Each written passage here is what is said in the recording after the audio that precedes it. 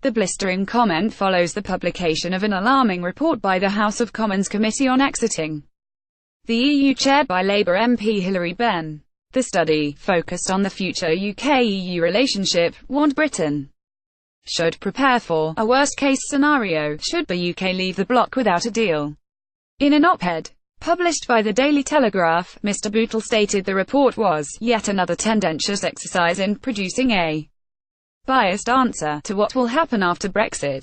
This study, he said, follows the footsteps of Project Fear, undertaken by the HM Treasury in 2016, and comes to the same apocalyptic conclusions.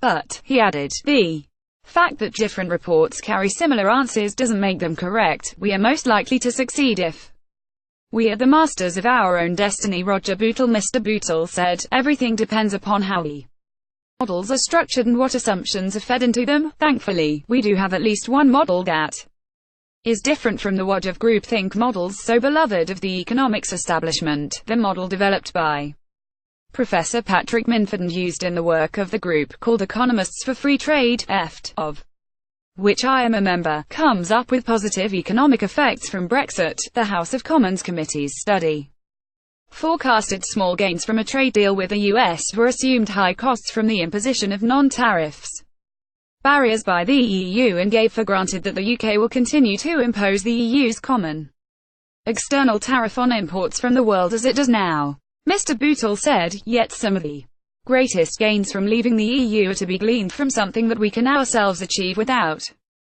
needing anyone else's agreement, namely the dropping of tariffs on imports from the rest of the world. Getty Economist.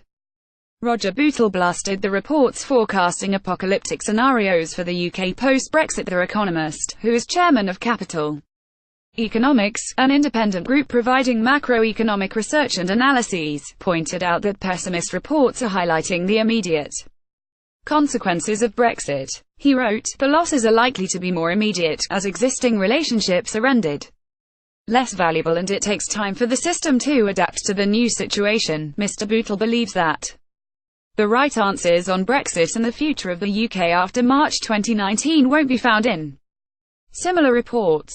He added, accordingly, the losers will shout loudest, but this does not mean that there are more losers than gainers, nor that, once we have made our adjustments to the new world, our total losses will outweigh our total gains. Get a Labour MP Hilary Benn is the chairman of the House of Commons Committee on Exiting the EU. To get the right answers on Brexit, we should not be listening to those who shout loudest or model most, but rather to the largely unvoiced long-term interests of the British people, including in their role as consumers, warning that economic models are unlikely to produce clear conclusions. He added that fast-changing technology will soon change the economy as we know it.